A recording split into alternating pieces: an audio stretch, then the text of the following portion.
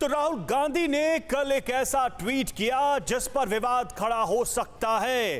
राहुल ने किसी पार्टी, किसी संगठन का नाम तो नहीं लिया, लेकिन इशारों इशारों में सब कुछ कह दिया। राहुल गांधी ने हर घर तिरंगा यात्रा मुहिम को लेकर बीजेपी पर अटैक किया और लिखा, हर घर तिरंगा मुहिम चलाने वाले देशद्रोही संगठन से निकले हैं जिन्होंने 52 साल तक तिरंगा नहीं फहराया। तो राहुल गांधी का ट्वीट जो एक नए विवाद को जन्म दे सकता है, बिना नाम लिए ये आक्रमण एक तरीके से बीजेपी और आरएसएस पर राहुल गांधी ने किया।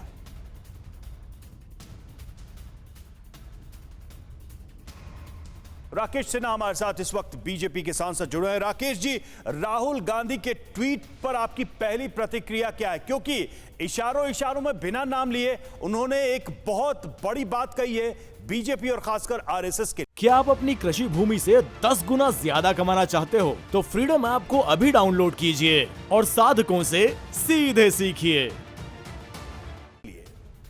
देखिए, ये अमृत महोत्सव है जिसमें हम अपनी स्वतंत्रता संग्राम की विरासत को और तिरंगा झंडा के प्रति जो बलिदान दिया लोगों ने, इस झंडे की पवित्रता को, इस झंडे की संप्रभुता के प्रतीक के रूप में लोगों ने स्थापित किया, उसको मनाया जा रहा है। भारतीय प्रधानमंत्री माननीय नरेंद्र मोदी जी ने इसी की अपील की है।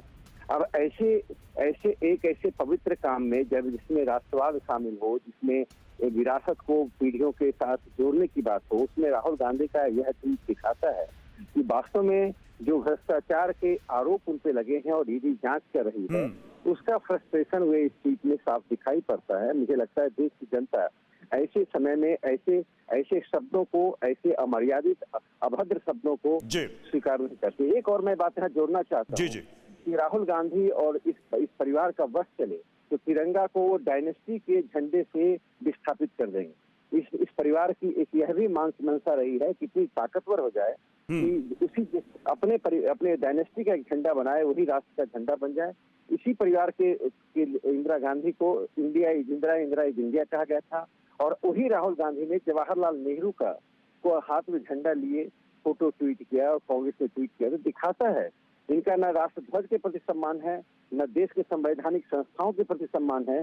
जो काम इन्होंने मनमोहन सिंह के कैबिनेट डिसीजन के बाद उनके कागज को फाड़ कर किया था, आज वे संवैधानिक पद पर बैठे हुए व्यक्तियों के प्रति अभद्र मर्यादित शब्द का ठीक है राकेश जी, लेकिन जनता में बची खुची अपनी साख को समाप्त कर रहे हैं। लेकिन इन आरोपों से इतर जो ट्वीट है, अगर हम उसकी बात करें, जरा एक बार हम फिर से आपको भी वो ट्वीट हम पढ़ के बता देते हैं कि क्या राहुल गांधी ने ये ट्वीट किया है। राहुल गांधी ने ट्वीट किया है कि इतिहास गवाह है, हर घर तिरंगा मुहिम चलाने वाले उस देशद्रोही संगठन से निकले हैं जिन्होंने 52 सालों तक तिरंगा नहीं फहराया। ये लंबे समय तक ये कांग्रेस का आरोप लगता रहा है कि आरएसएस ने तिरंगे को नहीं फहराया। एक तो आप इस पे प्रतिक्रिया दीजिए और दूसरा ये कि क्या ये विषय अदालत तक जाएगा, क्योंकि इसके पहले जब आरएसएस को लेकर राहुल गांधी ने टिप्पणी की थी तो वो मामला अदालत तक पहुंचा था।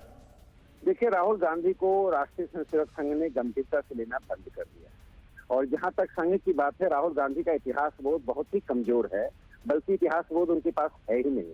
उनके पास भारत का इतिहास बोध नहीं है। हो सकता है किसी और देश का इतिहास बोध हो जहां उनका ननिहाल हो। राष्ट्रीय स्वयंसेवक संघ ने 1930 में ही निर्णय लिया था, जब कांग्रेस ने पूर्ण स्वतंत्रता की बात की तो हम ध्वज का अभिनंदन करेंगे। जहां तक दूसरी बात है कि राहुल गांधी हमें देशद्रोही कर रहे हैं, तो अपने नाना से पूछे, जवाहरलाल नेहरू से, कि रिपब्लिक डे के परेड में इस देशद्रोही संगठन को उन्होंने क्यों बुलाया था। वे लाल बहादुर शास्त्री से पूछें जो संघ से संबंध रखते थे, मदन मोहन मालवीय से पूछें, वे कन्हैयालाल मानिकलाल मुंशी से पूछें। तो सवाल यह उठता है कि राहुल गांधी स्वयं अपने कांग्रेस के इतिहास का निषेध कर रहे हैं और राहुल गांधी एक निकृष्ट ट्वीट करके, निकृष्ट भाषा में निकृष्ट बातें नहीं। लेकिन राकेश जी, ये 52 सालों वाला ये आरएसएस पे तिरंगा न फहराने का आरोप हर बार मैं सुनता हूं, हर बार ये बात सामने आती है, इस पर क्या पक्ष है आरएसएस का? देखिए, राष्ट्रीय स्वयंसेवक संघ ने भारत की संप्रभुता से जुड़े हुए सभी संकेतों को, सभी सिंबल्स को अपने हृदय में लगा कर रखा है। संघ इस देशभक्ति के लिए जीता और मरता है। संघ का शब्दकोश में पहला शब्द देशभक्ति है और अंतिम शब्द देशभक्ति है और दूसरा शब्द हमारे शब्दकोश में बलिदान है।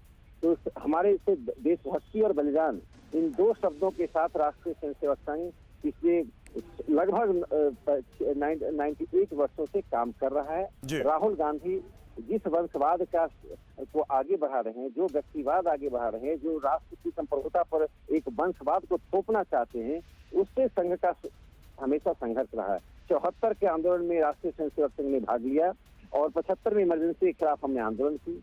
67 में हमने उनके खिलाफ आंदोलन किया। तो अनेक अवसरों पर कांग्रेस का टकराव वैचारिक रूप से संघ से हुआ है। कांग्रेस उस टकराव को भूल नहीं पा रही है। राहुल गांधी अब राजनीति के अंतिम पादान पर खड़े हैं, जहां पर कांग्रेस के पास न संगठन है, न विचार है, न दृष्टि है, और नेतृत्व क्या है वो हम सब देख रहे हैं। इसलिए राहुल गांधी की बातों को राष्ट्रीय स्वयंसेवक संघ, ये भारतीय जनता पार्टी, ये हमारे नेतृत्व को गंभीरता से लेना बंद कर दिया।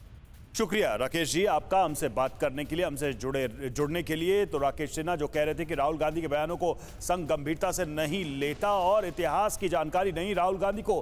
क्या दरअसल ट्वीट किया, एक बार फिर से हम आपको दिखाते हैं। इतिहास गवाह है, हर घर तिरंगा मुहिम चलाने वाले उस देशद्रोही संगठन से निकले हैं जिन्होंने 52 सालों तक तिरंगा नहीं फहराया। राहुल गांधी का ट्वीट जिसको लेकर अब एक नया विवाद खड़ा हो गया है।